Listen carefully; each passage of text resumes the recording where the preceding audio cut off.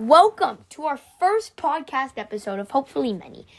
Our podcast is a basketball podcast, if you didn't know. So if you're not a basketball fan, or you don't even listen to basketball, still tune in, but I just don't think this is the right place for you. You can learn a lot from our podcast if you're trying to be a basketball fan. My name is Charlie Goldstein. Our podcast is named Double Overtime, and alongside me here is Jonathan Ruenberg. Hopefully, Charlie and I will make a lot of fun episodes for you guys to listen to while you're on a walk or eating something or doing whatever. Just maybe try to listen to our most recent episode. Just keep up. Maybe follow us. That could help if you like our stuff. And let's get to today's topic for our podcast. So, a few things before we get started. This first episode will be a little low quality. We don't have the things we need, the headphones, the mic, the web camera. We will get those as we go. Our first postcode, I'm just recording on my phone on a voice memo. It will get better if this is semi-successful. This will be a lot better. You will have way better quality. So I'm sorry for the quality on this episode. I might have already said it, but I want to give if I already did, they need 2 of them. I need a big shout out for the Deep 3 podcast. Really inspiring me and Jonathan here. Oh, actually, what do you want to be called by? Oh, well, actually, I go by Johnny. So if you guys ever want to comment on one of the videos, say something about me, just say Johnny. While we're talking on the podcast, Charlie will call me Johnny. So, yeah. And, that's great. Good thing we got that out of the way. And our topic for today's episode will be grading every Eastern Conference team's offseason. As we know, the offseason hasn't even wrapped up. It's not very close to wrapping up. But we just want to have to grade. We have our podcast right now. And we think this is a good episode to start with. Yeah, and Charlie and I are just going to be going back and forth, saying our thoughts about different moves that every Eastern Conference team has made, and we'll just and if one of us disagrees or anything like that, we'll just get into the conversation and all that. And do you want to get started, Charlie? Yes, but I think before we start every topic of our podcast, the main thing, if you guys want to comment and you want to have any ideas, please comment. We are a new podcast. Yeah. We are going to need some new ideas, so that would be very helpful if you guys could comment. We're also going to need a lot of support from you guys. Maybe you could give us shout outs on any social media platform you want, really. Yep, for sure.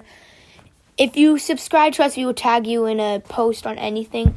But I think before every topic, we should just talk about some news around the league. If it's a crazy NBA game when the season starts, or some big moves that happened in the offseason that happened today. Because everybody knows that Kevin Durant's on the Rockets, Damian Lillard's a free agent. Everybody knows that stuff. So I think it's time to talk about some things that happened today. So some things that happened today. Derek Lively II actually had some surgery today to clean up his bone spurs in his foot. He should be healthy for training camp, which is good. Great news to hear from the Mavericks organization, Derek Lively. John, you think this will affect the Mavericks at all? If Derek Lively is out for the beginning of the season, then Derek Lively, that injury will make a solid impact. But now that they have some really good bigs in Anthony Davis and Cooper Flagg, I don't think it'll be too much of a problem. And I think they'll just thrive when he comes back. Also, today in the NBA, the free agent Ben Simmons has been talking with the Knicks. So maybe there's a solid chance that we could see Ben Simmons going back into that area and becoming a Knick for the 2026 season. The Knicks are actually playing in the Summer League right now as we are recording this. So we might record this. We are recording this as of July 15th at 6:08 p.m. Eastern time. So if anything happens after that time, it will not be on the podcast. I just need you guys to know that. We are sorry, but that's just the way that the cookie crumbles. Back on the Ben Simmons topic, I already think that the Knicks, right? Yeah, the Knicks have already had an outstanding offseason. They sure have. We will get to that when we get to a real topic on the Knicks. But I think if they add Ben Simmons, he's probably not looking for too much money. I think maybe looking for like 1 year, $5 million. Well, yeah, he's not going to be able to get that much with how he's been playing recently. So if he gets 1 year, $5 million, in my opinion, he should accept that since, he has to get something, and he might not even be able to play in the league if he doesn't accept that, because no one will want to sign him. And then some actual breaking news. This was reported a few days ago, maybe about a week ago, but I think this is breaking. Some of you guys might have not seen it. This needs to be announced. As we know, the Knicks fired Tom Thibodeau right after they got eliminated by the Indiana Pacers in the Eastern Conference Finals. And a few days ago, they hired Mike Brown as their head coach. This is a breaking move. We knew that Mike Brown had contact with the Knicks about this. Yes. But it's a big move for them. It's a big change. Mike Brown... I think that Mike Brown is probably a bit of a better fit than Tom Thibodeau. Tom Thibodeau was really just overworking those starters, and there would just be a huge chance of players like Brunson or Karl Anthony Towns getting injured if they kept Tom Thibodeau as the coach for another couple seasons. And that would just put the Knicks into a nightmare situation where they're not even making the playoffs even with a 30-point per game score like Brunson. And as we know, Mike Brown did get fired during the regular season this year. I didn't understand it then, and I still don't understand it. He won Coach of the Year the previous year. Yeah, he got fired from the Kings. Yeah, I don't know why they would do that. But now, the Knicks, I do love this move for the Knicks. Me too. I think Mike Brown is a great coach. I think one of the main reasons that he got fired in Sacramento was because he wasn't playing Keon Ellis enough. That was one of the reasons. And Keon Ellis he's young. He's a great defender. In my opinion, one of the best in the league, top 10 when it comes to on-ball defense. And we're Warriors fans. We watch every game. And when we have to play the Kings and see Keon Ellis guard Steph Curry, it is a nightmare for Curry. It is a nightmare for us. I never like watching that, especially as a Curry. I never like watching the Kings at all. I hate the Kings personally. I think you do too, correct? Yes, that is correct. But back on the Mike Brown topic, I think that this is a good move for the Knicks. If we didn't see him play Keon Ellis too much in Sacramento, will there be anybody that he maybe doesn't play too much in New York? I mean, I think it's great for them because they fired Tom Thibodeau, which I didn't like Tom Thibodeau. I don't think he was a good coach. He had a game against the Celtics. They were up 30. He was keeping his starters in the game, yelling at them. This was the fourth quarter. It's not a good thing to do. When you're up 30 in the fourth quarter, you put in your bench players, you let your starters rest, and you let the young guys develop. And Tom Thibodeau just wasn't about that at all. And getting Mike Brown, who I think is smarter than Tom Thibodeau, it will be different for him adjusting to the Knicks organization, where he has one main superstar in Jalen Brunson. Yes. But it will be nice because in Sacramento he did have Sabonis and Fox, two superstars, or stars, and now you come to New York where you do have two stars, Jalen Brunson and Karl Anthony Towns. And I think this is a more complete roster for Mike Brown. Yeah, I mean this is quite a deep roster, and also these guys are much more of superstars than Fox and Sabonis were. I mean, Jalen Brunson last season averaged 29 points per game. Karl Anthony Towns averaged 21 and 11. So, overall... And Towns had good shooting splits. Yes, I mean, he did. 50, 40, 82. That is a great shooting splits for a big man. And as I was saying, is there anybody that Mike Brown, since he didn't play Keon Ellis as much, or Devin Carter, although he didn't get to play too much with Devin Carter. Yeah, that's true.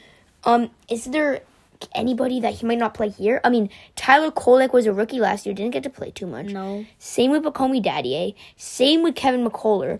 And they just had a new draft pick. they just got a new draft pick late in the first round, Mohamed Diarra out of France.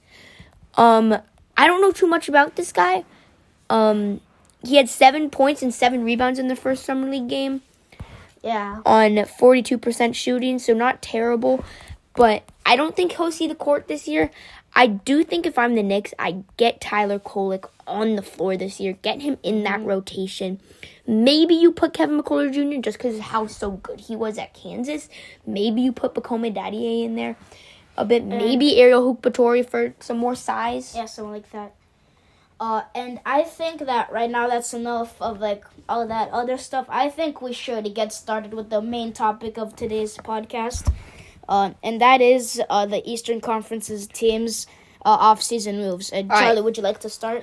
Yes, I actually would like to start. So, well, how are we going to do this? We did a little prep thought of how teams did in the offseason, and we're going to switch off. We're going to start in the Atlantic Division, then the Central Division, then the Southeast Division. Yes. Our next episode will be the same thing, but about the Western Conference. So that could be a different change of scenery for you guys, just so you know what we're getting at when we do these podcasts. We want to make them news related. We want to make sure that you guys are getting the information that you need. And if you do subscribe to us, you are getting what it's worth. Yes, you are. We're going to be working hard for you to get good basketball content. If you guys don't do a podcast, you don't know. It is, I didn't know because this is our first episode. Yes. I am only 12 years old. Me too. I am not a superstar at this, but it is not easy to prep for a podcast. You can't go into a podcast not having anything done. You can't go into podcast. We were in a prepping podcast for over 30 minutes going into this. more like an hour. Yeah. So yeah, I think I will start off with our first team, and my first team is the Brooklyn Nets. Now, the Brooklyn Nets going into the draft were looking like one of the higher upside teams in the league. They had 5 draft picks. They had pick 8 or 5 first round draft picks. Pick 8, I know they had. They had pick 22, I believe. Yes. Pick 19, I believe, and 26 and 27. Yeah, now, insane. And I think they really messed up there. I think they drafted Yegor Demon at 8. That right off the bat, that's a terrible pick. I know you needed a point guard, and Jeremiah Fears went 1 pick before you at number 7 to the Pelicans, but that doesn't mean that you have to go out and reach on Yegor Demon. I projected him in the mid first round, around 15, 16, and then I projected Kasparis Yakachones in the top 10, who we get to. I think Johnny has the Heat. We'll get to him later. But I do think picking Demon over Kasparis is a terrible decision. And Nolan Traore, they picked at 19. Going into the 2024-2025 NBA season, Traore was viewed as a top player in the draft. I think he was viewed as like the second or third best player in the draft. Yes. Obviously, Cooper Flagg and Ace Bailey were top 2. And then Dylan Harper made that leap. But Nolan Traore had a really bad season in France. And I get he does have a high upside just because of how hyped up he was going into the draft. But if I'm the Nets front office, I think there's no chance I'm drafting Yegor Demon at 8. And then you get blessed and you see Kasparis Yakachones drop all the way to 19. And it's fine if you don't pick him there, but picking another point guard instead of him, I think is absolutely absurd. Kasparis showed in his first Summer League game that he is way better than where he got drafted at pick 20. I think that is a terrible pick. They also drafted Ben Saroff, Danny Wolf, and Drake Powell. The Drake Powell pick wasn't too bad. That's like kind of like a 3-and-D wing. Yeah. I don't think that was a terrible pick. I wasn't too fond of that one. I wasn't too proud of that one if I would be a Nets fan. And then they got Danny Wolf, and I like that pick. He's kind of, I would say he's kind of like a Miles Turner. I would say he's more of an inside guy than Miles Turner. Miles Turner kind of works on the perimeter, kind of a stretch big man. And I like the Danny Wolf selection. That's enough about the draft. But Johnny, any thoughts on what I had during the draft or what the Nets did during the draft? Well, the Nets, I think they had a pretty decent draft. There wasn't anything too special. Overall, the Nets, I mean, like, they were okay. There wasn't anything, like, that great that they did. They didn't get any amazing players or any, like, crazy prospects, like, right before the draft. Obviously, there was that one guy, forget his name, sorry, from Diego France. Demme? Oh, Noah yes, Traore. yes. Noah Traore. He was hyped up before, but other than that, it was, like, an alright draft. I could see a couple of those guys that they drafted in the first round becoming, like, solid role players in the league within a few years, but that's kind of it. I don't see any superstars in those players. If I'm the Nets, since you drafted Diego Demme and Noah Traore and Ben Saroff, three small. Demme is 6'8". He's not small, but you drafted Ben Saroff, who is small. I don't know his exact height, but he's small. Yeah. Ben Saroff is not a big guy. But I think since he's 6'3". No, that was Traore. 6'3", yes. But like I think you get what you worth. Oh, he's 6'8". Oh wait, what? Never mind. Ben Saroff is 6'8". I thought he was small. Diego Demme is big. Traore is small. Got those mixed up. Yeah, I didn't really like the draft for them. That's it for the draft. And then they had some trades. In free agency, they signed. Did they sign anybody in free agency? Cam Thomas. He's restricted, so they'll re-sign him. Yeah. I also think they re-signed Daron Sharp. I don't know for sure. But Anthony Melton. He's a free agent. Oh, right. Sorry about They that. did make some trades though. They made a few trades out of nowhere. I think the Cam Johnson trade was the most out of nowhere trade. Yeah. I actually love that selection for. I think it's a great trade for both teams. Cam Johnson he's a better player for the Nuggets than Michael Porter Jr. They don't need somebody who's a straight shooter, wants the ball in their hands. I mean, in my opinion, and I think a lot of like what other people think, it was a pretty easy win for the Nuggets in that trade. Yeah. But I just think it was such a win for. I think it was a win for the Nuggets just because they did it so well. But I think both teams did it very well. I'm not gonna lie. I think Michael Porter Jr. is a nice veteran. You salute your veterans. You get your veterans on your team. And you add on a 2032 unprotected first-round pick. Who knows what that could be? That could be really high in the draft for Denver. Jokic could be washed. Murray could be on a different team. Johnson could be on a different team. Gordon could be on a different team. You just never know when it goes that late. But it's unprotected. And they got Terrence Mann in a trade in the 3-teamer with the Celtics and Hawks. Celtics, yes. I don't know exactly who they gave up for that. We can actually look here. Let's look who they gave up in that deal. I think they might just give up picks. Yeah, they just give up picks. Yeah. So It wasn't a big trade. my final grade for the Nets is a C-. I didn't like what they did in draft. Again, I'm not a big miss on the MPJ trade, but I didn't like what I think what they did in the draft was just too bad. I think they had if we're going just by draft, they had a D. I think the MPJ and Terrence Mann trade made it better by a bit, but just not too much better. I give them a C-. Your thoughts? I definitely agree with that. I think that they made a couple bad trades, and they had an NBA record 5 first-round picks, and they definitely did not use their full potential for those selections. I think that a C- is a pretty accurate grade for how this team has been this offseason so far, and I think that overall that was a pretty good selection of, Grade. Yeah, grade. Yeah, sorry. I mean, it's a good grade. Okay. Just one final thing. I think that Danny Wolf will be a good player in the league. I'm just going to say that right there. He will, I think if they do move Nick Claxton, which I do think they will. I saw a fake trade the other day that I totally believed, and I was very happy as a Warrior fan. The Warriors gave up Brandon Podziemski and 2 second-round picks for Nick Claxton. It was a fake trade. I believed it for some reason. But I think the Nets do need to move Nick Claxton. You have Noah Conley, you have Daron Sharp, and now you have Danny Wolf behind him. Those are guys that already are good.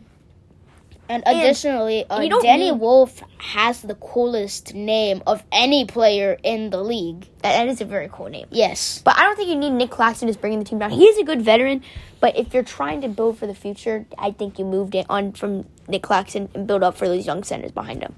All right, so that does it for the Brooklyn Nets. Yes. Johnny's first team is? My first team is the Boston Celtics.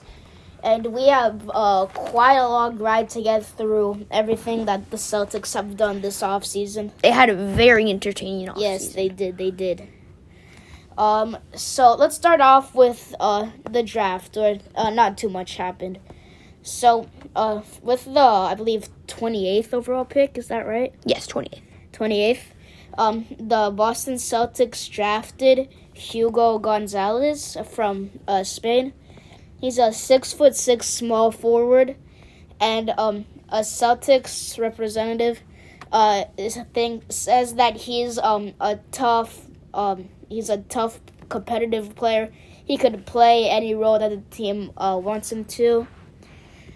He hasn't had any. In the summer league so far, he's had one game with 10 points and 7 rebounds, and another game with 12 points, 5 assists. So he's been pretty solid, and I don't believe he had too much play time on those games. He actually did. He had 27 minutes in the 10-pointer and 28 minutes of the 12-pointer. But, we'll see how he does in the future, looking forward. And another... Could I add on to that? Yes. So I think that Hugo Gonzalez, I wasn't like, if I'm a Celtics fan, I wouldn't be disappointed in this pick, but I wouldn't be too happy. Last year, they did draft Baylor Shireman. I don't know where they drafted him, but I do remember that he is on the roster. I think it was second round. Correct me if I'm wrong in the comments. I believe it was second round. He is kind of like Hugo Gonzalez. I think coming out of the draft, Hugo Gonzalez is a bit better.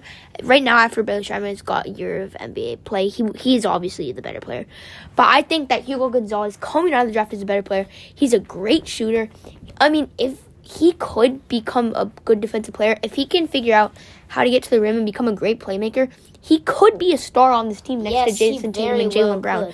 You put him at the 3, and you run a small ball lineup with Brown at the 2 and Tatum at the 4. That's a good roster. Yeah. And for the second player that the Celtics drafted, I believe with the 46th overall pick, they drafted Amari Williams, who's a 6'11" center. It was 42nd, correct? 46th, sorry. 46th. Okay, whatever trade that was, they made a trade with it. Did you see that trade anywhere in your research?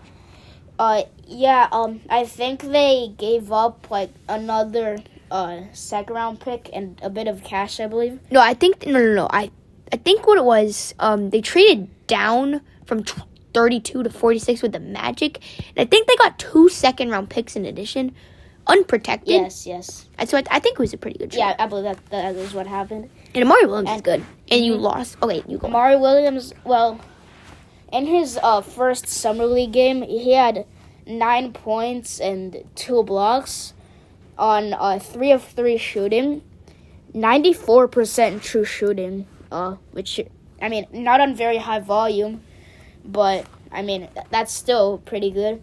But in his second game, he had just 2 points and 3 rebounds in 16 minutes. And his 2 points came from free throws. So, with how he's looking, I don't think he's gonna be too much of a good player. And start to talk about some other stuff, including free agency and trades and all that. It's obviously too early to decide just off 2 games. But the Celtics, I'll go into a bit more detail about these in a second. But the Celtics have lost their starting center, Kristaps Porzingis, in a 3-team trade with the Nets and the Hawks. And they only got Georges Niang back for Kristaps Porzingis. And a second round pick, I thought. Right? They got a second round I pick. don't think so. I think they got a second round pick. They obviously could have got more for what Kristaps Porzingis is worth. He's one of the best 3-point shooting bigs in the league.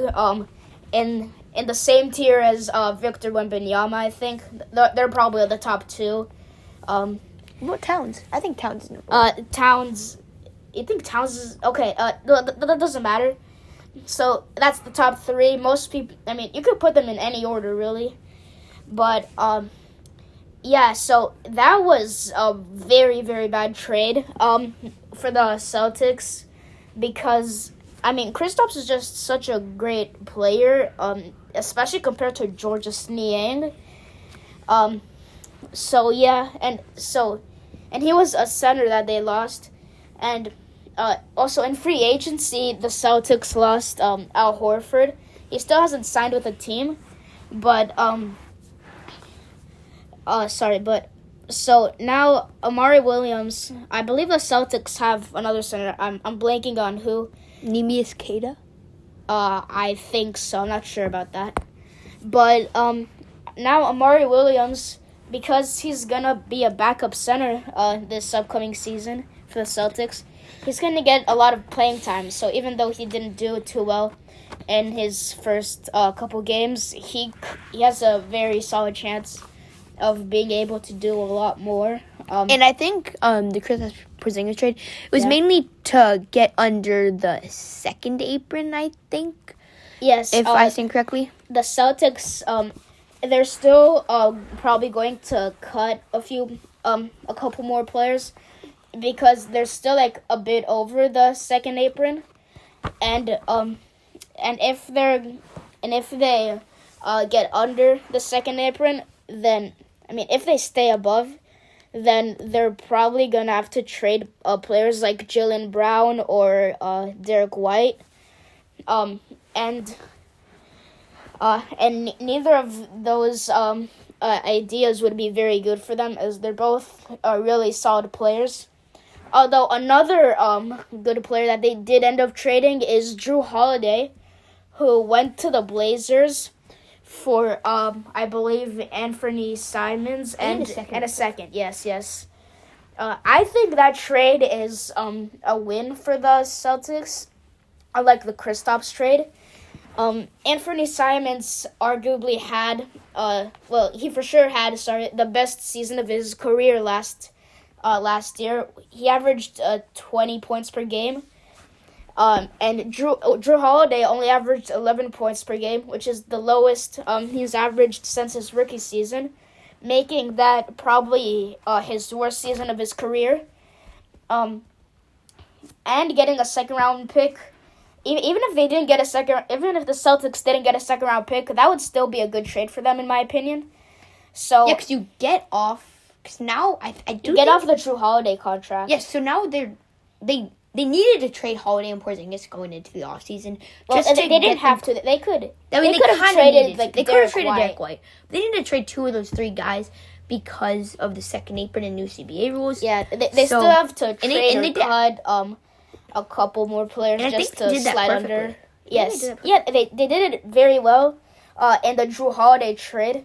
In the Kristaps trade, I understand that they were trying to get under the second apron, but that's still not a good trade that you should accept.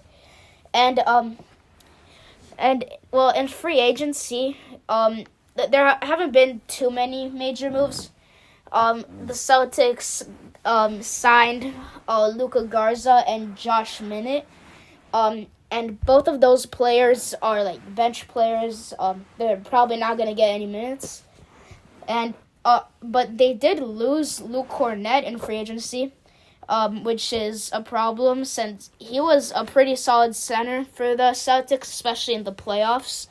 Last season in the New York series, he had a game with, I believe, 8 blocks. Yeah, that was a great game. Yes, but they did end up losing that game. I believe that was their final game of the season. And so now they really have no center depth. But they used to last season. They had this best center depth in the league, in my opinion.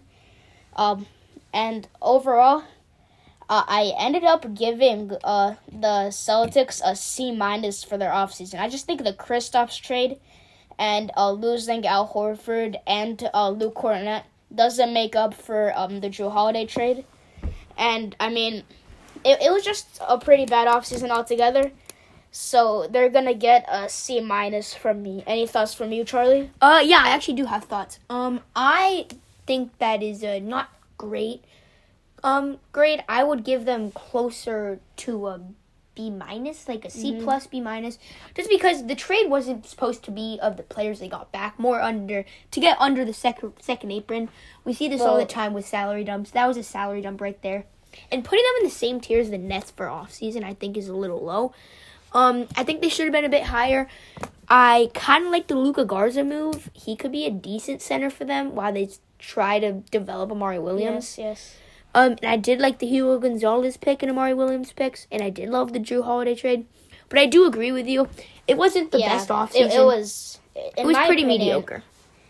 It was, this might be a bit of an exaggeration, I think. But they probably had one of the worst seasons in the East, just because, all the other Eastern Conference teams had pretty solid off seasons. Well, not all of them, obviously, but there are some teams that we're gonna get to later that had way better off seasons. All right, and I think we can move on to our next team, right, Charlie? Yeah. We're gonna take a quick break. And we will be back in a few minutes. Yes. And we're back from a little break. And my next team is the Philadelphia 76ers. So the Sixers had a decent draft. They had the 3rd pick in the draft, and I believe the 35th, if my mind stands correct. Yes. So in the 3rd pick, they got VJ Edgecombe. Mm-hmm. It was kind of the no-brainer there since Ace Bailey refused to work out with the Sixers. What do you think about that pick? I think it's the obvious pick. I think it'll turn into a great pick. VJ Edgecombe has been really good in the summer league. In his debut, he had 28 points in 30 minutes. He's been playing really well so far, and I think he's going to continue that. I definitely agree. He's not a great fit next to Maxey and McCain and Embiid, because he won't be getting the ball as much. But I think it's the no-brainer pick for the Sixers. And then they also had the 35th pick, and they got Janai Broome. I love this pick. You knew Gershon Yabusele was a free agent. We'll get onto that later. And I honestly Gershon was good, but I think Janai Broome, they're two very different players. But I think he should play. He is, in my opinion, deserves to be a first-round pick this season, even though he wasn't. I'm very high on Janai Broome. He could be such a good player, such a good rim protector. If he can get it, I see good comps. Get to the rim wherever you want. I kind of see some Dwight Howard comps in there. Well, the Dwight Howard might be a little excessive, but, yeah. Maybe Blake Griffin. He's a great player. So. Yeah, but Janai Broome's a great defender. And then when it comes to free agency, they signed Jabari Walker to a 2-way contract, and they also signed Dominic Barlow to a 2-way contract. Mm-hmm. I'm actually I kind of think Jabari Walker's not a bad player. He didn't get the opportunity that he wanted to in Portland, but he is not a bad player at all. I don't think he's a good young asset, which besides Tyrese Maxey and Jared McCain, now VJ Edgecombe, they don't really have. They didn't really have a great future, but I kind of like this. I don't really think it's necessary for him to be on a 2-way contract. I think it would be just fine for him to be playing only in the NBA, not in the G League. I agree. And then they also signed Dominic Barlow to a 2-way contract. He was kind of a 4. He's kind of a 4 or 5. Kind of plays like Janai Broome. I do think Janai Broome is better though. Dominic Barlow was a former Atlanta Hawk. He is not a bad player. He's no stud. He's not going to start. He probably won't play for the Sixers this year, but you never know. They re-signed Kyle Lowry. I don't know why. Yeah. He's old. He's going to turn 40 next season, I believe. And he's not as good as the other 40-year-olds in Al Horford and obviously LeBron James. And Chris Paul. Yeah. Kyle Lowry, I didn't like that pickup at all for the Sixers. And now that you mention it, I think the Sixers would be a good fit to get Al Horford back on the team. Yes. They already had him on the team, and they lost Gershon Yabusele, who's just a younger version of him. Mm-hmm. and they let go of Yabusele, and no news on Grimes. This was definitely a shorter offseason. They didn't have too many moves, which is why I'm not going to go into much detail about this offseason. I like the Jabari Walker move. I do think this team will for sure be better than they were last year. This team can still be good. Yeah, I think VJ Edgecombe... It's not a very high bar since they won, I believe, 23 games I think it was last 24. season. 24. Yeah, I mean, it was a huge upset. Most people thought that they could make the second round, even the conference finals of the playoffs, with how Tyrese Maxey has been looking. But Joel Embiid played 19 games, and it just all fell apart quickly. Yeah, but now you get two future assets in VJ Edgecombe and Janai Broome. You get, you also get Jabari Walker and Dominic Barlow, two players that still have some upside because they just weren't given the chance that they were wanted. I think if they can perform well in the G League for our first few games of the season, I think you move them up quick, and if things happen, if injuries happen, if players aren't playing well, I do think Jabari Walker should be in this rotation when it comes all said and done at the end of the season. Yeah, definitely. They also re-signed Eric Gordon, kind of like the Kyle Lowry one. Didn't understand it too much. Still no news on Quentin Grimes. He's an restricted free agent who they traded for at the deadline. I love that trade there at the deadline for them, and I still love it for the Sixers. Quentin Grimes was honestly going he was going crazy on the Sixers. I think at one point he averaged 30 points per game or something like that for a month. And this is Quentin Grimes we're talking about. Yeah. But it's kind of not great for the Sixers that he went, because now his bar is higher when it comes to money-wise. He's restricted, though. If a team gives him $15 million, Sixers will match it. He should be on the team next year.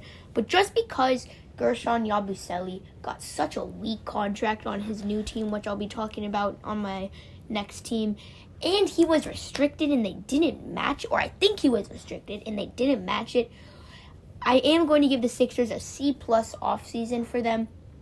I just hated losing Gershon Yabusele. I wasn't too fond of re-signing Kyle Lowry and Eric Gordon, but I love their draft. Yeah, that's what I have. All right. Any thoughts? I mean, yeah, it's a pretty good analysis. I agree with how you said that VJ Edgecombe won't be a great fit. I mean, that team, we saw this last season, there were some injuries that plagued them. But, I mean, last season we saw that they just had too many ball handlers. And they didn't, and it just wasn't working with how everyone was looking. Yeah, their offense just wasn't clicking on the floor. Yeah, there were just too many people trying to get the ball and all that. And it just did not work in the end. All right, so I think we're ready to head on to your next team. Yes, and my next team is the Toronto Raptors, and they're coming off a 30-win season, so they're going to be trying to probably make the play-in next season. But I actually think that they can make the playoffs. They got Brandon Ingram in a package, and you still have RJ Barrett. Yeah, and Brandon Ingram hasn't played yet, so we don't know how he'll look because he was injured. Yeah. Only problem with that team is that starting five after they re-signed Jakob Poeltl and got Brandon Ingram and re-signed Davion Mitchell is making so much money. You look it up. There's this Twitter post or whatever, Instagram post about it. It is absurd. That front five is making too much money. Not what the Raptors want to be giving. They don't want to be wasting that much money on just a starting five. But I do think that this team can be a playoff team next year. I'm high on the Raptors. I mean, I'm not. So, yeah, but let's just look at what they've been doing so far. So let's start off with the draft. The Toronto Raptors this year had the 9th overall pick. And with that pick, they took a 6'2" shooting guard, Elijah Martin. He didn't go 9th overall. That was Colin Murray-Boyles, who I'll talk about in a second. Elijah Martin was the 39th overall pick. The 9th overall pick was Colin Murray-Boyles, who I'll talk about later. So, like I said, Elijah Martin is a 6'2" shooting guard. And the Raptors actually signed him to a 2-way contract. So we'll see how he does. He'll probably do quite well in the G League. And if he does well in the NBA as well, then by the time that contract is over, he could probably get an extension, which will not be a 2-way. Yeah, I actually like that move for the Raptors. Yeah, I me think too. they won it. Just so that they can experiment with the player a bit more. Because once you're getting to like the second round, which is where he was drafted, he you want to be signing more two-way contracts just to see how the players do against players who are still better than their previous competition, but not as good. In college, Elijah Martin, he was a solid player. He averaged 14 points, and he was actually quite a pickpocket. He averaged 1.5 steals. His shooting splits weren't great. It's about like 45, 35, 75. Nothing good there. Rebound and assists averages were, pretty average. And now we're going to talk about the Raptors' 9th overall pick, Colin Murray-Boyles. And I think pretty soon he'll request a trade. When he got drafted, you could see him mouthing some words that I won't say here, like right after his name was called. He probably isn't too happy. A little thing about that, he said in an interview, everybody saw him say that, and he was like, oh no, I just cleared. I was just like saying that because I got drafted and I'm here. He tried to clear that up. No one believed it though. Yeah, I wouldn't want to be drafted to the Raptors either. Yeah. Right. And he's a 6'7" power forward, and he actually had great stats in college. He averaged 17 points, 8 rebounds, 1.5 steals, and 1.3 blocks. So he was an excellent defender, and he was also quite efficient from the field. He averaged he was shooting 57% from the field in the season, but he was also shooting 25% from 3. So I don't know what that means. Most of his shots were probably taken inside. I wasn't really watching him. I don't really watch college basketball, but if he averages 57% from the field, he's probably taking most of his shots within like 5 feet. So that's like all the Raptors did in the draft. And in free agency, the Raptors assigned Sandro Mamu-Calveleshi, I believe. He's a power forward who was previously on the Spurs. And he's most known for his 34-point performance in 19 minutes, which he had last season. That really boosted his popularity, but he hasn't done anything too special like that ever since. And he'll probably be a similar type of like bench player who can go off once in a while for the Raptors. And another move that the Raptors had in free agency, this one wasn't great. It wasn't necessarily a move, but they lost Chris Boucher, who was their starting center, and he was kind of like the only center on that team, and he was pretty solid at that role too. He might have been a backup because of Doc Purvis. Might have played the 4. Oh, right, I forgot about that. Sorry. But it's still not like too great to have a good player like Chris Boucher, and he's quite young. No, he's like, I think he's like 30. Really? Yeah, I think Chris Boucher's like 30. Just keep going. All right. So. Yeah, but either way, it's not very fun to have a player like that removed from your team. And another thing that the Raptors did this offseason is they signed an undrafted player, Chucky Hepburn. Chucky Hepburn was 6'2". He's a point guard, and in college he was first team All ACC as a senior. And he was also DPOY in the ACC. He averaged 2 steals a game, but no blocks, really. Yeah, he also averaged 16 points a game. And I think he could be a really, really solid player for the Raptors in the coming years. And even if they don't improve, he could get on a better roster and, possibly win a championship. And if his defense is similar to how it was in college, I could see him making a few all-defensive teams within 5 years, probably. And that's kind of it.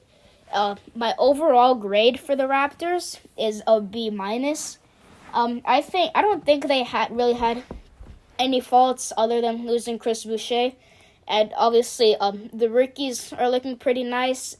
And Chucky Hepburn, who went undrafted, is also looking like he's going to be a nice steal. And I just think that the Raptors so far are having a pretty solid offseason. What do you think about that, Charlie? I kind of agree. I think I would give them more close to a B, maybe a B plus, just because they didn't really have any like bad things happen. Well, but they didn't really have any nothing stud great things happen. Yeah, they didn't sign any good players, which they need to if they want to make the playoffs. I do like the B minus because of how much they're paying their starting roster. Yes. I was thinking maybe get rid of Jakob Poeltl, maybe draft Kadam Mayuach at number 9.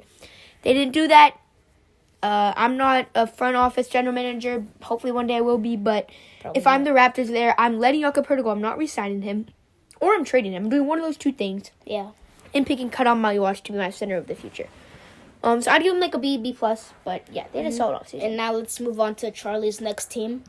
Let's get to my next team. My next team is the New York Knicks. So I think that the Knicks had the best offseason of anybody in the league this season, and it's an overstretch. That is an overstretch, in my opinion. I love the Knicks offseason. So far, as of July 13th or 15th, they got their coaching replacement. We already talked about this at the beginning of the show. I can talk about it some more again. I won't go into as much detail. But they got Mike Brown after they fired Tom Thibodeau. Mike Brown, if I'm a Knicks fan, I'm really hoping that he plays Tyler Kolek. I think Tyler Kolek and Lance McCullough Jr. and Bakomi Daddier can be good players in the league if they get a chance. And now without Tom Thibodeau, who runs like an 8-man rotation, playing his starters 40 minutes a game, they have Mike Brown, who's a real rotational player. He has a fine rotation. I think that's a great move for the Knicks. They got their coach for the future. Yeah. They got their guy. I love that move for the New York Knicks. Mike Brown, I think he's going to be a really good coach for the Knicks. And compared to a coach like Tom Thibodeau, who was playing their starters way too much. And the Knicks, they're a team that would be able to do that more than other teams in the league. But it's still not fun to have a rotation like that where you have some guys playing 40 minutes in a regular season game. Yeah, I agree. And then they also gave Gershon Yabusele, who was, in my opinion, one of the most underrated free agents going into this offseason, a contract that, like I said when I had the Sixers didn't match it, which I think was absolutely stupid. It's 2 years, $12 million for Gershon Yabusele. They can extend him if they want, which I think they would. An A-plus contract for the Knicks. I love that move. Knicks front office doing everything they need. They're getting some more depth so Mike Brown can run a full functioning rotation. They also got Jordan Clarkson in free agency after he got bought out. Who, Jordan Clarkson, he's good, but I think he's mainly more there to be a kind of a veteran guy in the locker room. Yeah, I agree with that. I think he can be pretty good. He's mostly there just like teach the young guys, you know? Yeah, I definitely agree on that. But I also think that he could play. Like, I think I do see him cracking the rotation this year. He could play like 10 minutes a game, and if he does well, he might get even more minutes. He might be getting some Tom Thibodeau minutes even. And then they had one draft pick. They got Mohamed Diawara. I don't know if I'm saying that correctly. Out of France. I didn't really know too much about him, but he's done good in summer league so far. He's been known as a freak athlete. And he was a huge, not huge, but he was a really solid draft prospect for a lot of teams. A lot of GMs were looking for him, trying to scout him, just see how he plays. And the Knicks, I think they got their guy. Kind of like a Bakomi Daddier. So if one of those two guys can develop into a solid role player in the league, I think the Knicks will be very happy about that. That's it for me in the Knicks. My final grade is an A+. Like I said, this is, in my opinion, the best offseason that they had in a while. The best offseason of any team in the league. I loved it. I give it an A+. Well, I don't fully agree with that. I think they did have a solid offseason. If I were grading it, I would give them closer to an A-. And I do think that there is one team that did have a better offseason, which I will be talking about later. Okay. But for now, I'm going to be talking about the Milwaukee Bucks. And here, this one's gonna be a bit of a shorter one, because the Bucks actually did not have any draft picks this year, and they didn't make any huge trades either. So I will be talking only about like free agency for the Bucks.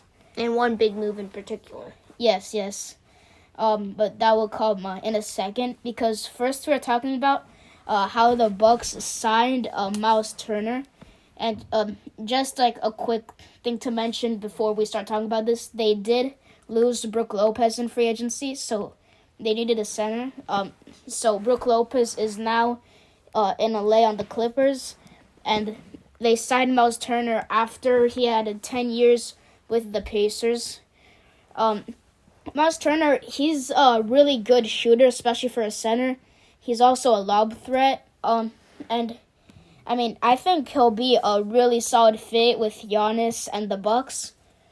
And I mean, yeah, there's not really too much to say about that. It was pretty shocking in the moment, but once you process it, it actually was a move that made quite a bit of sense for the Bucks. Now, it did sense they did lose Brook Lopez, but the one that absolutely shocked me, they did need to release someone to get under the second apron. And the person that they ended up releasing was Damian Lillard, which who was absolutely their second best shocked player. Me. Yeah, and it shocked the entire basketball world. I think it would have been okay of releasing Damian Lillard if you didn't have to pay him $25 million for the next 5 years, which the Milwaukee Bucks do.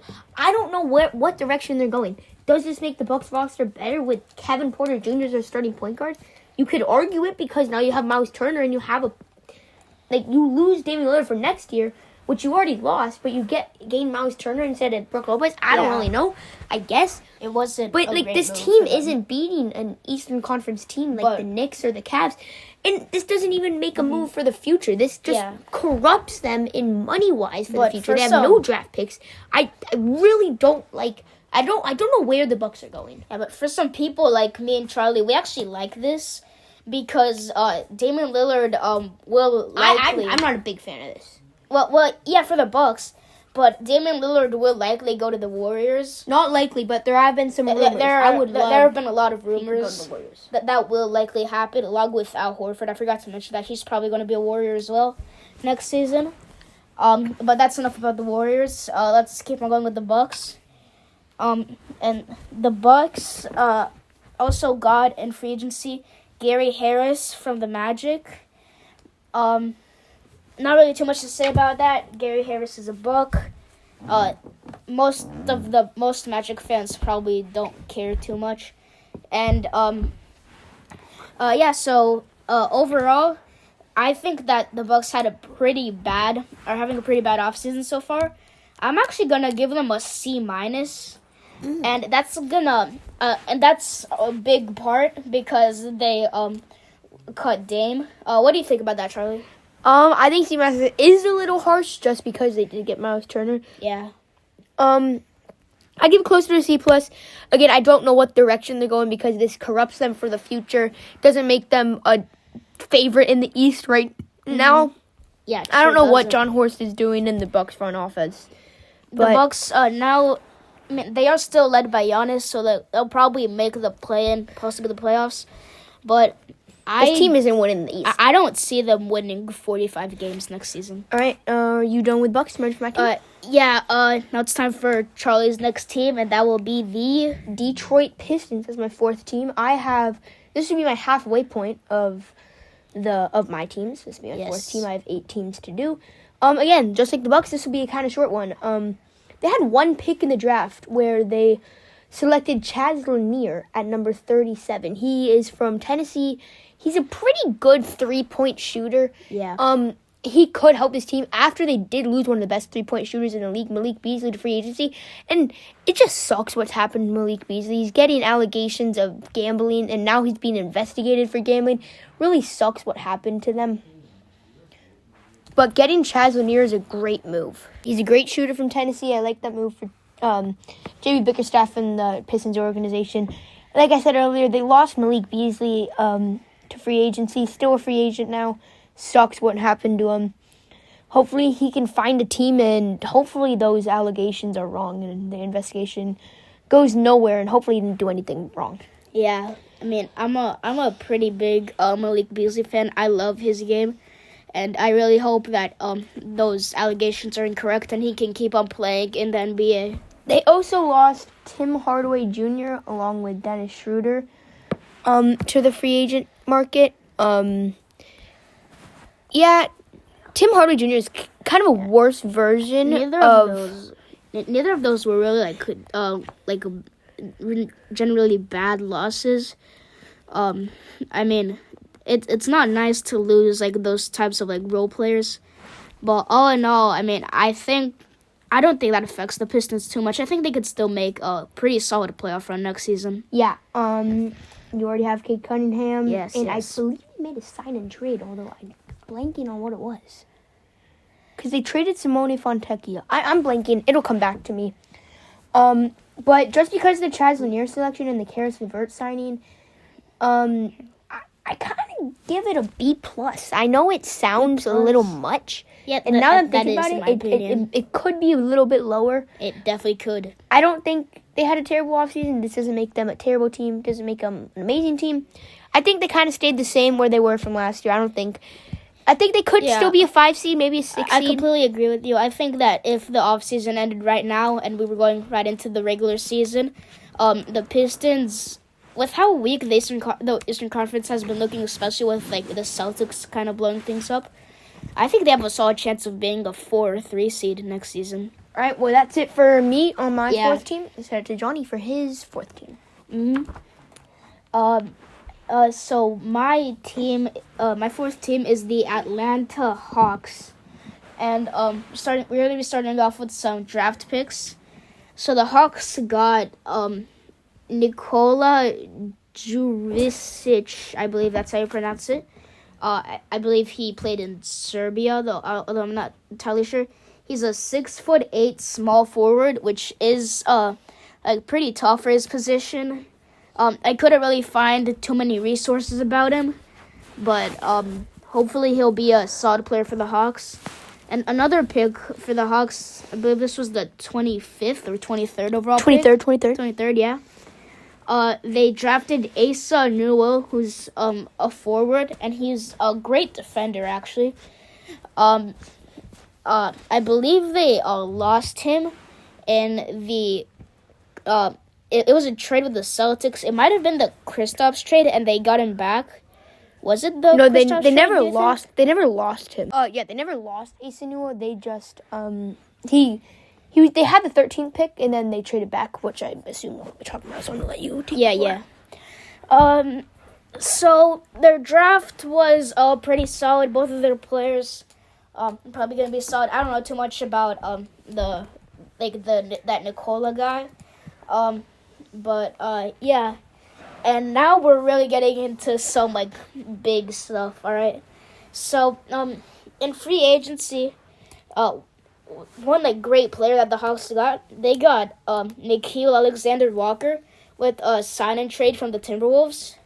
And he's just like a great role player. He would have a great fit from like into the Hawks. And like he's also a person who once in a while can just go on like a bit of a scoring burst.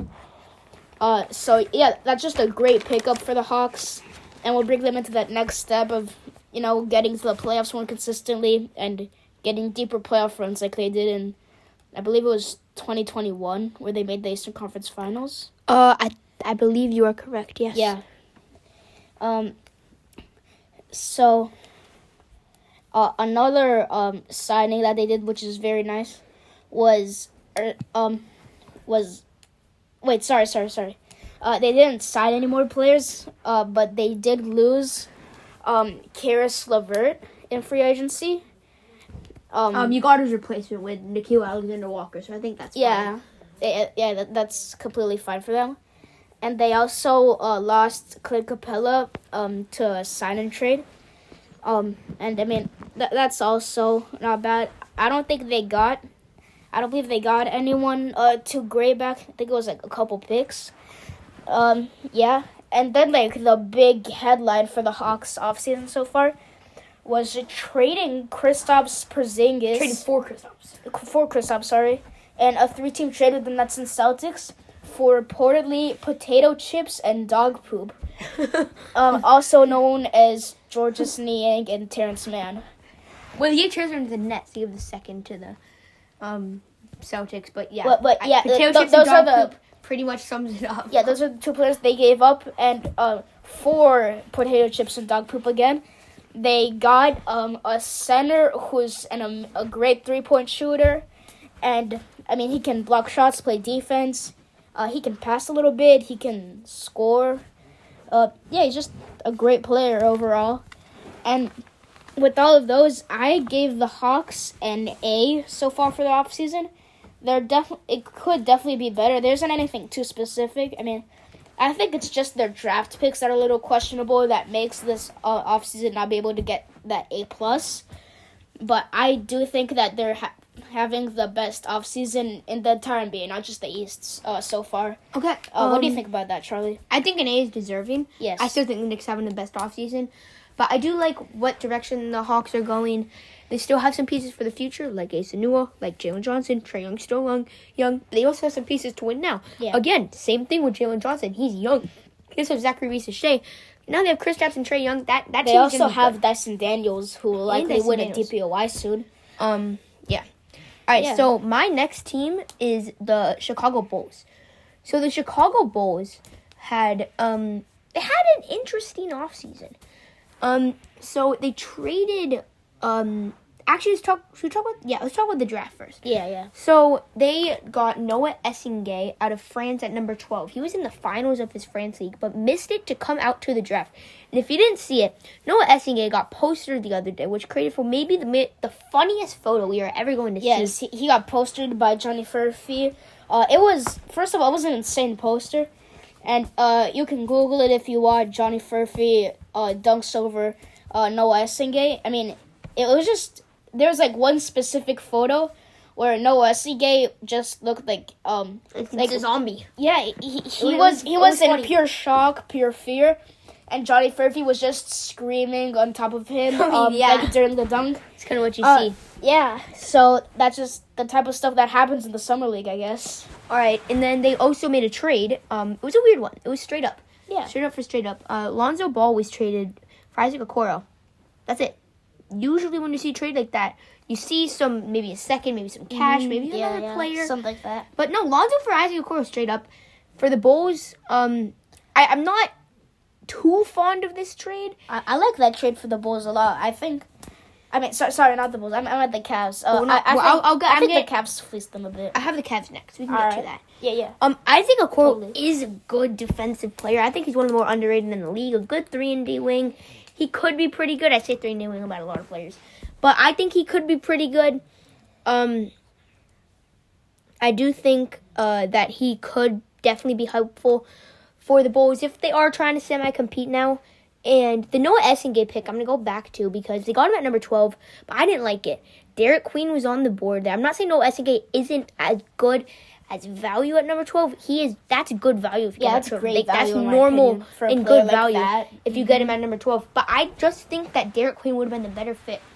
Because Nikola Vucevic you still have on your team, and I don't know why he's not traded, why he's not on a different roster, but you got to trade him. And you pick Derek Queen, that's a replacement center right there, but they didn't want to do it. I don't know. No, Essingay is good, but you already have Modest Buzelis, who you drafted last year. It's kind of the same player. Essingay's a little more power.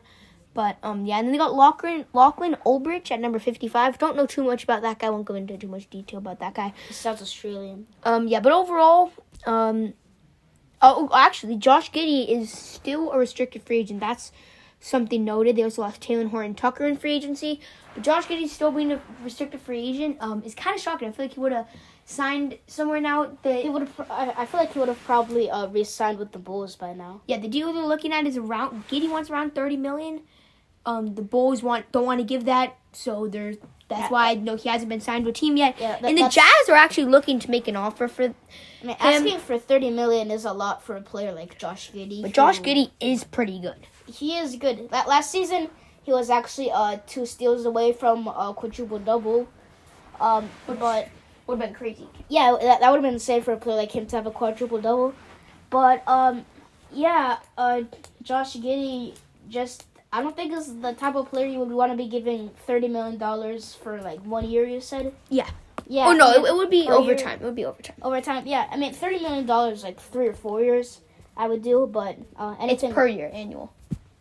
You would do 30. Okay, so I would not do $30 million per year. Yeah, keep going, please.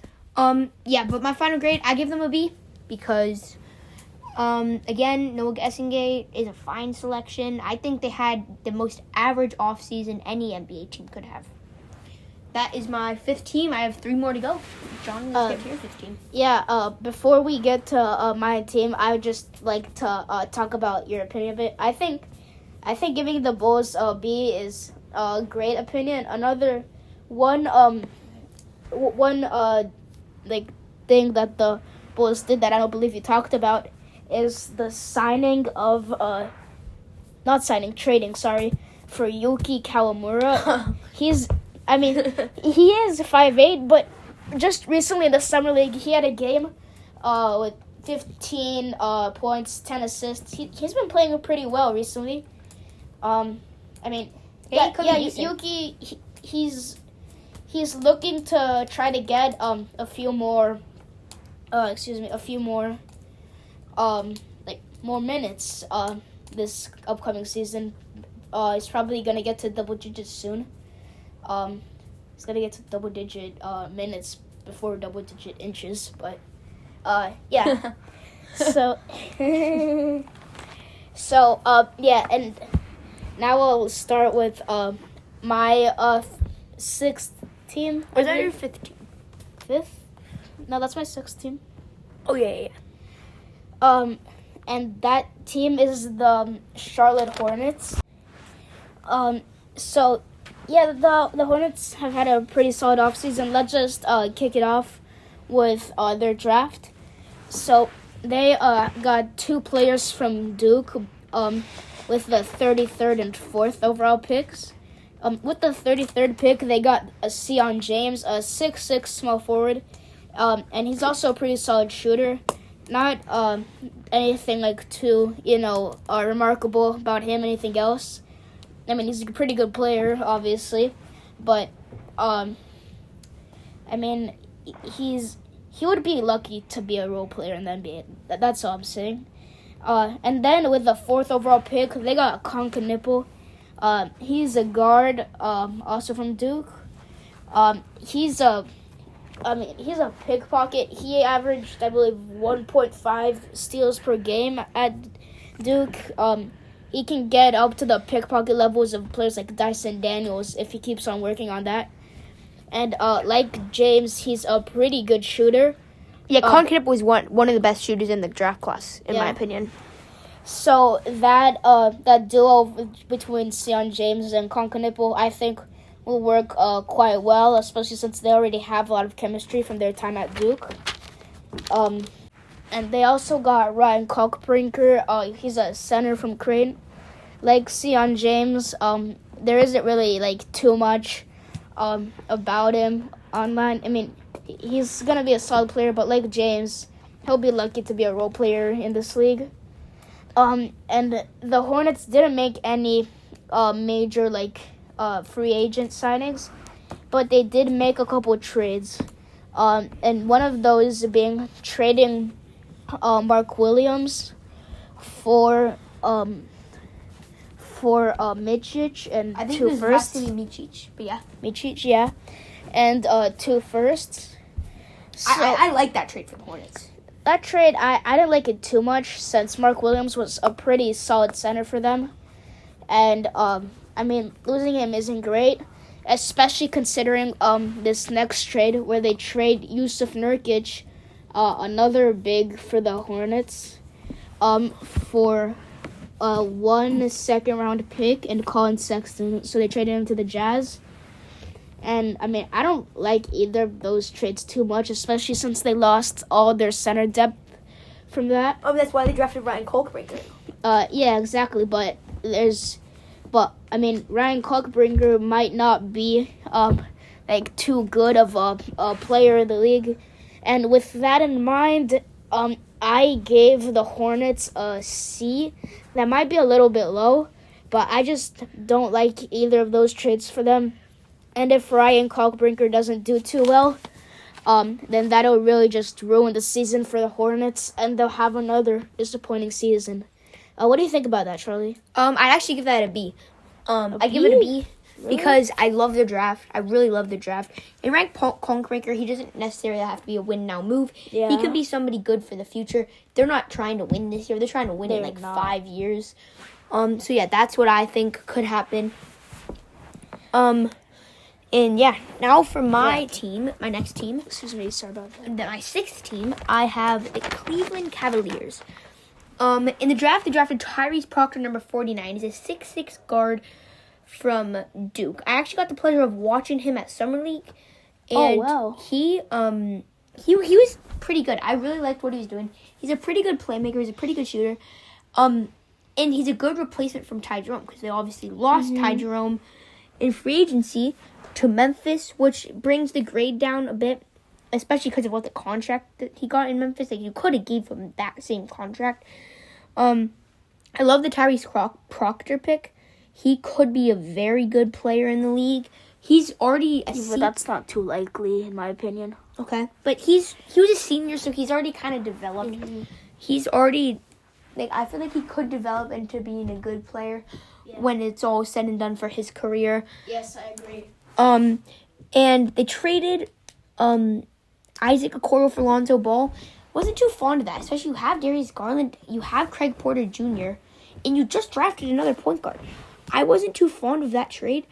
Getting rid of Isaac Okoro, you don't have a small forward now, and you have an overabundance at point guard. I wasn't too fond of that. But then they did get Larry Nance Jr., who is he's a fine player. Could be a nice backup to Evan Mobley if they decide to go that Lonzo Ball, if he really wanted to, he could play the small forward. I think he's a good size for that. Yeah, I agree there too.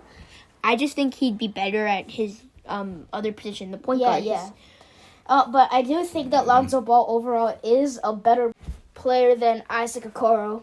And continue with what you're saying earlier, please. Yeah, that's really it. Small offseason for the Cleveland Cavaliers. I give them B-. B-. That's a solid grade. I mean, it's kind of hard to grade a team like that who really didn't make any moves. But I think that's solid. And now for my next team, my second to last team. It's the Indiana Pacers. They didn't really do too much of anything. They kind of did a lot of stuff. So, in the draft, they drafted Cam Jones in the second round. He's a 6'5" point guard, which is quite tall, and we have seen a lot of success before from oversized point guards. There are a lot of oversized point guards currently in the league. Josh Giddey, and they just drafted Diego Demon. Yeah, such as Luka Doncic, LaMelo Ball, players like that who are really good. And Cam Jones, he's also a shooter. He's been a shooter his entire college career, and he will probably put that into effect in the NBA. Now, on the free agency side of things, the Pacers unfortunately lost Miles Turner after he had been with them for 10 years in free agency.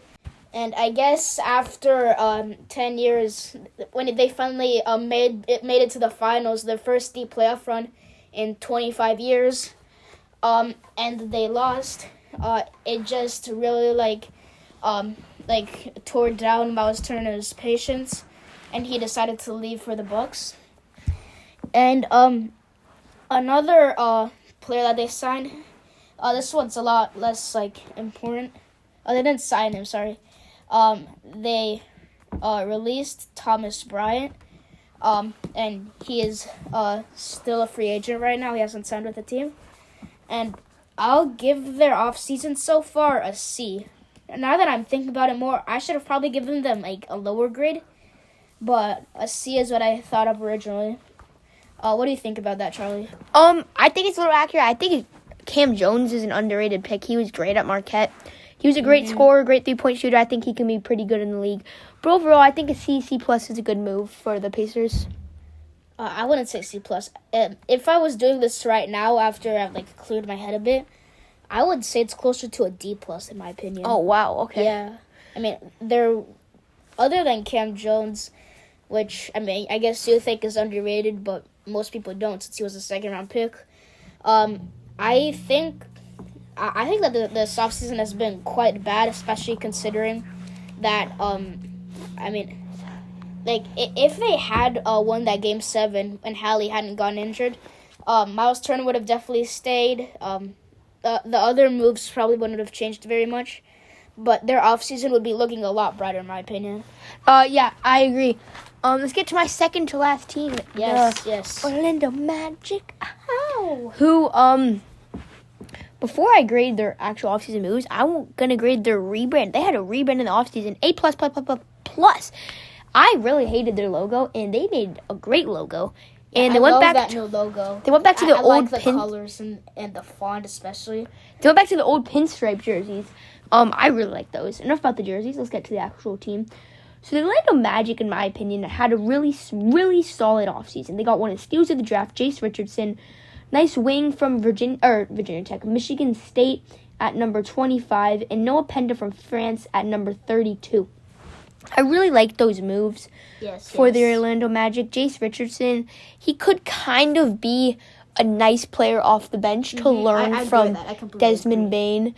And Desmond Bain, they also traded for Desmond Bain with the first trade of the year, correct? Of the offseason, yeah. I will be talking about that in a bit, though. So I really like the Jace Richardson draft pick. Noah Penda plays very similar to Paulo Banchero and Franz Wagner, in my opinion. It's not a terrible selection. I wasn't too fond of it that they traded all the way up to get him there. Yeah. I feel like there were some other great guys on the board there when they drafted them at number 32. Yeah. But I don't think I wasn't too upset with that pick if I'm a Magic fan. I think if we're going off just the draft of the offseason, I give them an A. I think they had a great draft. Now let's get to the big move that the Magic made besides the rebrand. I really love that rebrand. Sorry, I'm glazing. Yeah. They made a blockbuster move, kind of out of a random morning. I don't know what day it was, but it was a couple days before the Game 7. Yeah, it was some random morning. A shocking trade happened, as Shams reported. The Memphis Grizzlies sent to the Orlando Magic Desmond Bain, just Desmond Bain. The Orlando Magic gave up Kentavious Caldwell-Pope, Cole Anthony. Here's the big one. 4 unprotected first-round picks and 1 swap first-round pick. So actually for the Grizzlies, I give this trade an A. Yeah. Desmond Bain is a great player. We don't talk about the Grizzlies right now. But I'm going to talk about the Magic. I give this a B.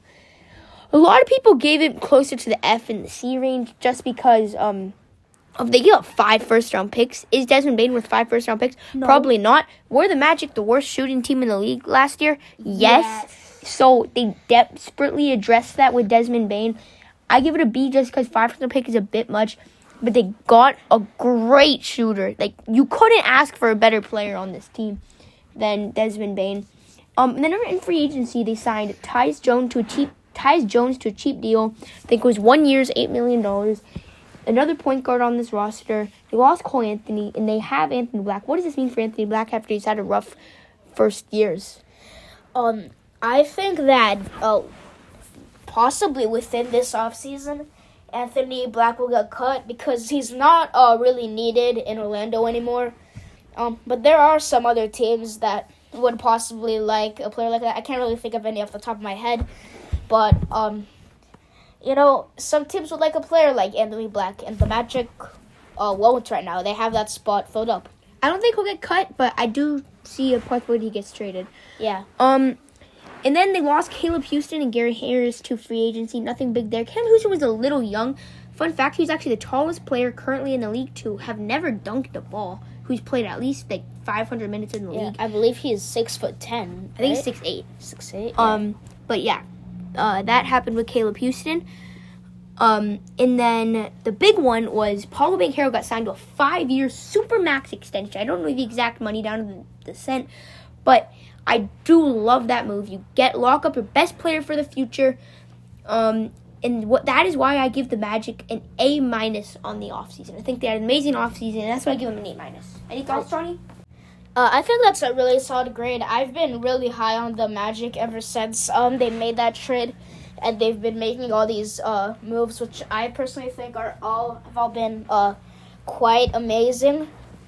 And I just think that the Magic, especially with that trade, have really skyrocketed themselves and with their chances of winning a championship in the coming years.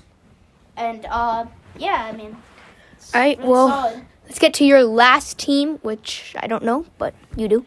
Yeah. So my final team for that I'll be talking about this podcast is the Miami Heat. They haven't really done too much, although there is a blockbuster trade that I'll get to after I talk about their draft. They drafted it was in the top 10, I think. Casper Yakuchunas. No. This was I think it was 20. Because Spears was. I think you're saying of Diego Demon. Yes. Sorry. So he was 19, 20, something like that. And Yakuchunas, he's like a solid scorer. There's not too much about him. I mean, he's probably gonna be an all right player. I could see him being a key player for the Heat in a few years. It's just that the Heat's future isn't looking too bright, and I don't think that this pick really helps with that. But a bit of a blockbuster trade that the Heat were involved in. It was a 3-team trade with the Heat, Clippers, and Jazz. And in that trade, the Heat gave up Kyle Anderson and Kevin Love for Norman Powell, which last season Norman Powell averaged 22 points per game compared to Kevin Love and Kyle Anderson, who are both way past their prime.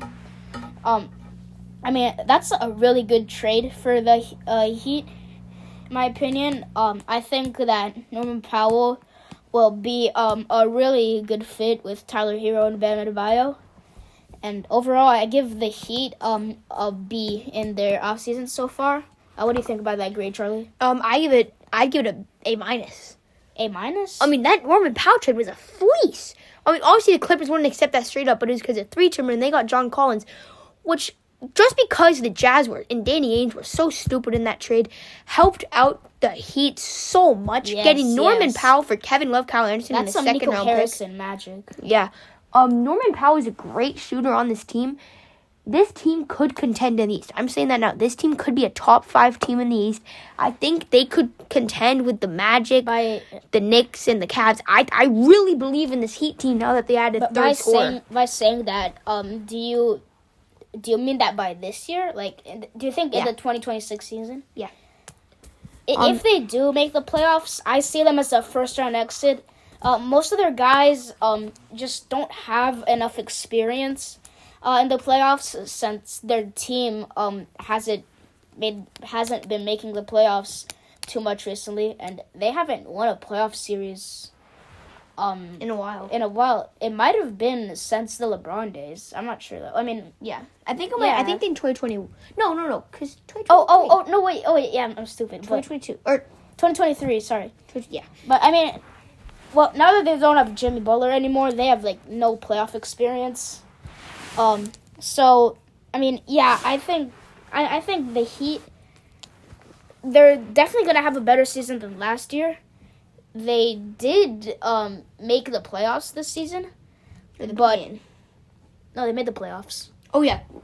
They became the first 10 seed to make the playoffs, but they got swept by the first seed Cavs, and they finished it off with a 55-point loss in Game 4. I think the Heat will be better this year with Norman Powell. I love that move for them. Mm-hmm.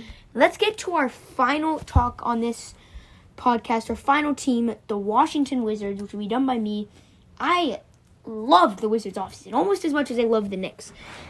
They had the 6th pick in the draft, where they drafted Trey Johnson, a point guard, shooting guard. They really put him anywhere on the floor besides the 4 and the 5. Out of Texas. This kid was a stud in college. He was projected to go, I think he was projected to go at 6 in most mock drafts. Yeah. It was probably for the Wizards, either him or Jeremiah Fears. I know a lot of people that were very high on Trey Johnson. I am very high on Trey Johnson. I would just like to say something. I think most people thought, a lot of people, including me, thought that he would actually be the 5th overall pick, because that would be the Jazz's pick, and Ace Bailey, who was eventually drafted by the Jazz, refused to have a workout with them. I think you might have forgotten about that, but yeah, it was a bit of a surprise that they took Ace Bailey. Oh yeah, over Trey Johnson. When we do our Western Conference team, we'll definitely dive deep into that. Yes, we will. And then they had the 21st pick, where they drafted Will Riley, another wing out of Illinois. He's another 3-and-D wing. Mm-hmm. So the draft, just off of those 2 picks alone, they had one more pick. I will get more deeply into that. But I want to go back more on the Trey Johnson selection, just because I loved it so much. And I think out of Texas, they don't produce too many NBA players. No, they Texas do not. doesn't. Well, I mean, but they do have some greats, such as Kevin Durant, for example. They do have Kevin Durant, but outside of that, not as awesome. I mean, they might have a few bench players in the NBA, but, I mean, outside of KD, they have, no all-stars, I don't think. Yeah, and now they got Trey Johnson, a freshman, going 6th overall. And then they also the Washington Wizards also drafted Will Riley at 21. Kind of a wing, 3-and-D, can kind of do it all. I like this selection. Yeah. I think they traded down. I think they originally had the 18th pick, which Walter Clayton went to the Utah. And they drafted Jameer Watkins at 43. Sadly, I'm sorry, Jameer Watkins, I did not do my research on you. I do not know where you went to college, but I do know that you are a good player, and you made it to the NBA. I think he could be a good role player. I think Johnson could be a star, maybe a superstar, and I think O'Reilly can be a star. Jameer Watkins, I think, can be a role player. I think this was an excellent draft by the Washington Wizards. And then they had a few trades. They did have a few trades. They had one shocker. There were some theories about Jordan Poole getting traded, and then it actually happened. They traded Jordan Poole and Sadiq Bey, and I think a second-round pick for CJ McCollum. So the Wizards knew that they weren't going to contend. Yeah. And Jordan Poole is younger than CJ McCollum. He is. But they found... CJ McCollum's quite old, though. Yes, but they did find their center of what they want to do. They want to have young players, but they also want to have the veterans that can mentor the young players. And they have done that some of those. Perfection. Their team is the perfect rebuilding scenario. I think the Wizards can win a championship in the next 5 years. They have the youngins. They have Keyshawn George, Bub Carrington, Alex Sarr, Corey Kispert. If they can keep all those guys, and then you have the veterans to mentor the young guys. CJ McCollum, Chris Middleton, Marcus Smart. Yeah.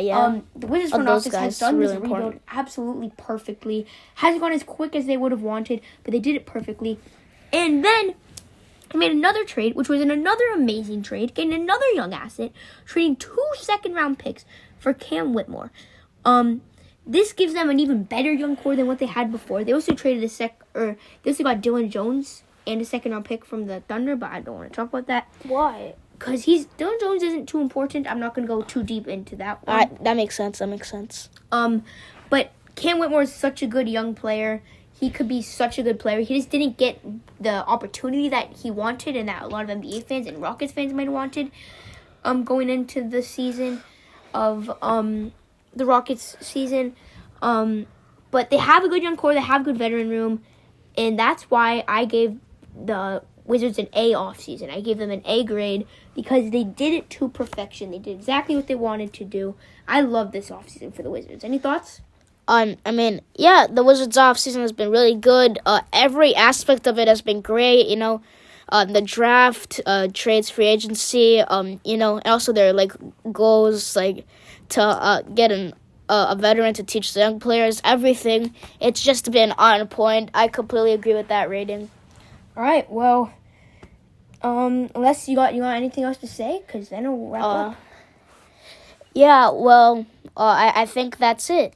Yeah, well, thank you guys so much for joining us, tuning in on our first ever podcast. Let's clap it up for our first podcast right here. Let's clap it up. Very proud of us, and I'm very proud if you came to tune in to watch this and watch some two 12-year-olds talk about basketball for 90 minutes. If I were a person, I would not watch two 12-year-olds watch basketball or talk about basketball for 90 minutes. But if you made it to the end, shout out to you. Comment that down below. We will shout you out in the next podcast. Yeah, and anyone who subscribes will get a shout out on our podcast and on Twitter. I really appreciate you guys for tuning in. If you think any of these grades are different or have any suggestions, please let us know. We're thinking of doing the Deep 3 podcast, if you do, they have a TikTok time at the end of the segment. We kind of think of doing something kind of similar to that. And we will this episode, we will not. But if you guys want it, we will do it. And we will call that our double overtime period after each episode, if we do end up doing that. Right now, we are in regulation. This is all stuff that we planned the entire time. We scripted all of this. That double overtime period, that'll just be us making YouTube shorts on the podcast. Those will be uploaded with the podcast and separately. And you got anything else to say, Charlie? Before we just another big shout out to the Deep 3 podcast for thank you guys giving us so much. This idea, huge inspiration from them. Yes. Thanks for tuning in, and double overtime is out for the first podcast. Bye.